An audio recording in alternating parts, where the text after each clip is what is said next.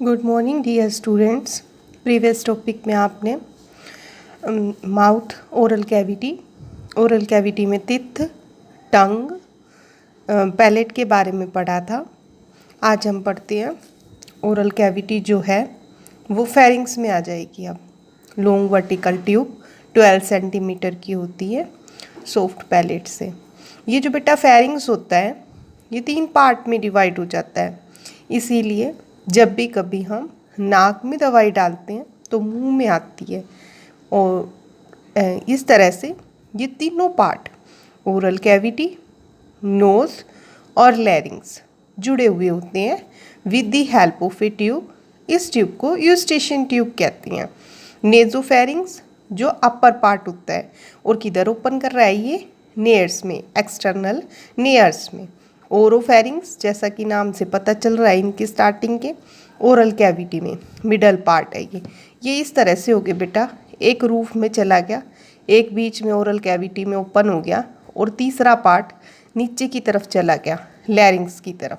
तो इस तरह से इस फेरिंग्स की जो ऊपर से आ रही है इसके 3 पार्ट हो गए, एक ऊपर वाला पार्ट, एक मिडल वाला पार्ट और एक नीचे वाला।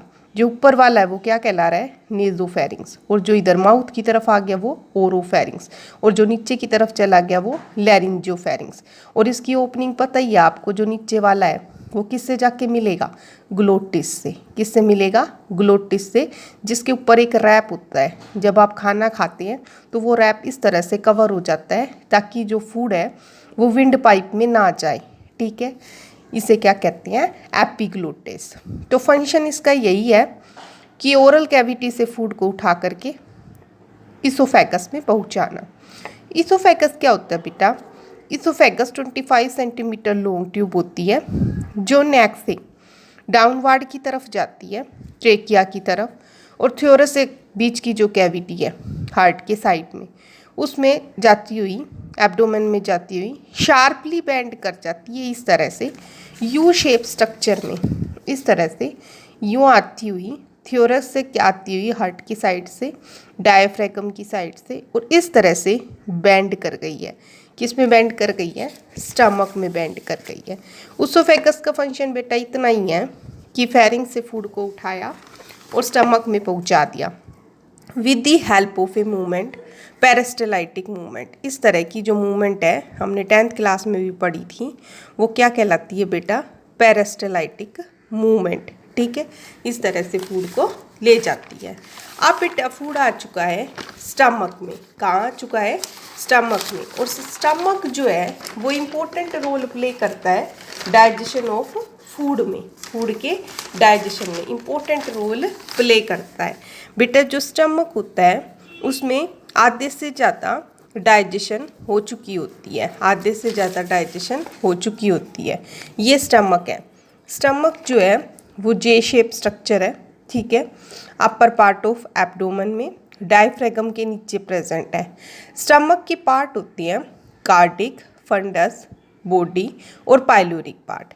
कार्डिक पार्ट जो होता है वो उसोफेगस ओपन करती है। इस कार्डिक पार्ट में यहाँ पर उसोफेगस ओपन करती है। ठीक है, ये जो पार्ट है इधर की साइड ये कार्डिक पार्ट कहलाता है बेटा।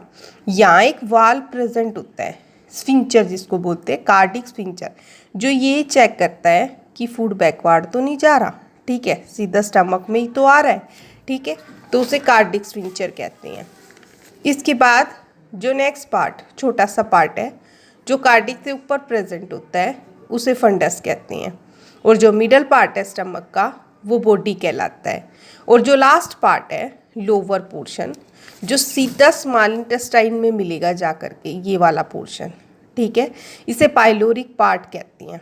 और ये जिस वाल से ओपन करता है उस वाल को पाइलोरिक स्फिंक्टर कहते हैं। ये वाला पर्चर बेटा इस बात का ध्यान रखता है कि कहीं फूड स्मॉल इंटेस्टाइन से बैक तो नहीं जा रहा है। ठीक है, तो इनके सबकी यहाँ कार्डिक स्फिंक्टर, यहाँ पाइलोरिक स्फिंक्टर। समझ में आया। ठीक है, पाइलोरिक स्फिंक्टर किससे मिलाएगा आपको, स्मॉल इंटेस्टाइन से। किससे मिलाएगा बेटा, स्मॉल इंटेस्टाइन पे। तो हम माउथ से अब पहुँच गए हैं स्मॉल इंटेस्टाइन पर।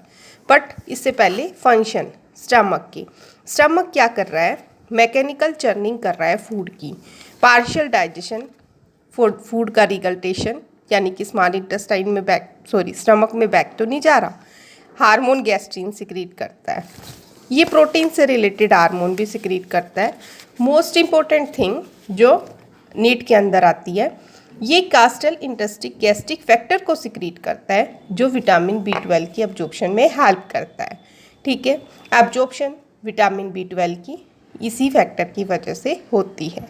इसके बाद आता है बेटा स्मॉल इंटेस्टाइन। स्मॉल इंटेस्टाइन एक नैरो ट्यूब होती है, 6 मीटर लॉन्ग होती है, जिसका ऊपर वाला पार्ट ड्यूडीनम कहलाता है। ड्यूडीनम एक मोस्ट इम्पोर्टेंट पार्ट है, आपको पता है, हमने 10th क्लास में भी पढ़ा था।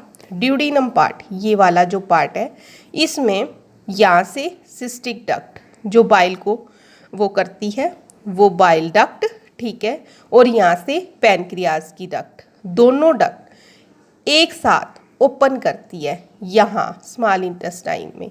एम्फ्यूला ओविटर भी बोलते हैं इसको, और हैपिटो पैनक्रियाटिक डक्ट भी बोलते हैं। एक लीवर से आ रही है और एक पैनक्रियाज से, और दोनों एक साथ अपना जो जूस है वो यहाँ रिलीज़ करती है। तो ये क्या हुई, सी शेप स्ट्रक्चर, जो हैपिटो पैनक्रियाटिक डक्ट फॉर्म होती है यहाँ पे, जो यूनियन है बाइल डक्ट का और पैनक्रियाटिक डक्ट का। जेजुनम जो स्मॉल इंटेस्टाइन का ही पार्ट है, मिडल पार्ट ड्यूडीनम के बाद आता है। इसके पास इतनी खासियत है बेटा कि ये वस्कुलर होता है। वस्कुलर का बायो में मतलब है कि अच्छी खासी ब्लड सप्लाई है इसमें। इसके बाद जो पार्ट आता है वो इलियम होता है, लोअर पार्ट होता है, ये लेस वस्कुलर होता है इसकी बजाय। दूसरी बात बेटा, स्मॉल इंटेस्टाइन में thread like, finger like projection present होती हैं, जिसे विलाई कहते हैं, और विलाई की फ्री सरफेक्स पर माइक्रोविलाई प्रेजेंट होती हैं, जो सरफेक्स एरिया को बढ़ाती हैं और एब्जॉर्प्शन में हेल्प करती हैं। इसीलिए फूड का एब्जॉर्प्शन स्मॉल इंटेस्टाइन में होता है। ठीक है, फंक्शन क्या रहा बेटा इसका, डाइजेशन में भी हेल्प किया इसने, और विलाई और माइक्रोविलाई होने की वजह से फूड की एब्जॉर्प्शन में भी हेल्प किया। इसके साथ साथ ये हार्मोन भी सिक्रीट करती है जो कंट्रोल में काम आते हैं, कोलेसिटोकाइनिन, ड्यूरोकाइनिन, एंटीरियोकाइनिन, एंटीरियोगेस्ट्रोन जैसे हार्मोन सिक्रीट करती है। ठीक है, इसके बाद आते हैं बेटा हम लार्ज इंटेस्टाइन पर। लार्ज इंटेस्टाइन आपको लगता है कि लार्ज नाम से कि ये लार्ज है, ठीक है, बट ये शॉर्ट होता है स्मॉल इंटेस्टाइन से, स्मॉल इंटेस्टाइन से शॉर्ट होता है। इसीलिए फिर भी इसको लार्ज इंटेस्टाइन क्यों कहा जाता है, क्योंकि जो इसकी विथ है वो स्मॉल इंटेस्टाइन से ज़्यादा होती है। ठीक है बेटा, बट ये अरेंज होता है स्मॉल इंटेस्टाइन की चारों तरफ इस तरह से, क्वेश्चन मार्क की तरह। हमने देखा डायग्राम किस तरह से अरेंज है, ये क्वेश्चन मार्क की तरह, किसके चारों तरफ, स्मॉल इंटेस्टाइन के चारों तरफ क्वेश्चन मार्क की तरह। इसमें कोई विलाई, माइक्रोविलाई नहीं पाई जाती। इसके भी 3 रीज़न होते हैं बेटा। सीजियम, सीजियम जो होता है वो ब्लाइंड सैक है, एक तरफ से खुला और एक तरफ से बंद, और इसका एक सैक है वहाँ एक छोटी सी अपर्चर, छोटी सी एंड प्रेजेंट होता है, जिसे अपेंडिक्स कहते हैं, वर्मीफॉर्म अपेंडिक्स। बेटा ये पूरी तरह से वेस्टिजियल होती है। वेस्टिजियल क्या होता है, जो ऑर्गन यूज़ में नहीं आता, यूजलेस होता है, उसे वेस्टिजियल ऑर्गन कहते हैं। वो कुछ सालों बाद अपने आप डिसअपीयर हो जाता है बॉडी से। ये चीज़ हम 12th में पढ़ते हैं। ठीक है, इस तरह से हमारी बॉडी में 90 के करीब वेस्टिजियल ऑर्गन हैं। बट कई बार ऐसी कंडीशन आती है बेटा, इसमें अपने आप पेन होने लगता है, इरिटेशन होने की वजह से घाव बन जाते हैं और पेन होता है। उस केस में एक ऑपरेशन के थ्रू इसे रिमूव कर दिया जाता है विदाउट एनी इल इफेक्ट। ठीक है, समझ में आया। तो सीजियम इस तरह से एक ब्लाइंड सैक रखता है, जिसे वर्मीफॉर्म अपेंडिक्स कहते हैं। नेक्स्ट आता है बेटा कोलोन, जो वाइडर पार्ट होता है। ठीक है, स्मॉल इंटेस्टाइन से वाइडर होता है। नेक्स्ट जो कोलोन को फॉलो करता है वो रेक्टम कहलाता है। रेक्टम नीचे की तरफ जाएगा और किससे मिलेगा, एनएस से।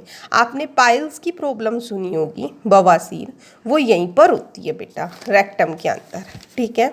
ए पेनफुल कंडीशन जिसे पाइल्स कहती हैं वो रेक्टम पार्ट में ही डेवलप करती है। तो अब हम नीचे के पार्ट पे आ गए हैं, ठीक है। नीचे का पार्ट जो है बेटा वो एनएस कहलाता है। एनएस जो होता है वो एब्डोमेन के बेस पर होता है, lie at the base of abdomen, मतलब नीचे की तरफ, बिल्कुल बेस पर एब्डोमेन के।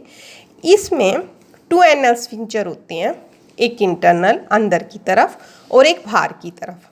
बेटा जो अंदर की तरफ होता है वो स्मूथ और इनवॉलेंट्री, हमारी विल के अकॉर्डिंग काम नहीं करता, और जो एक्सटर्नल होता है और स्ट्रेटेड होता है वो वॉलेंट्री होता है, हमारी इच्छा के अकॉर्डिंग कार्य करता है, ठीक है। अब बात आती है function of large intestine. Large intestine absorption में हेल्प करता है बेटा, टेम्परोरी स्टोरेज करता है फिशेस का। फिशेस क्या होती है बेटा, वेस्ट मटेरियल ऑफ बॉडी जो अनडाइजेस्टेड होता है, ठीक है। कोलोन के अंदर कुछ एक बैक्टीरिया रहती हैं जो विटामिन बी और के प्रोड्यूस करती हैं, इस वजह से विटामिन बी और के जो है वो भी यहीं एब्जॉर्व होता है। हमें पता है विटामिन के ब्लड क्लोटिंग के लिए बहुत ही बेनिफिशियल है, ठीक है।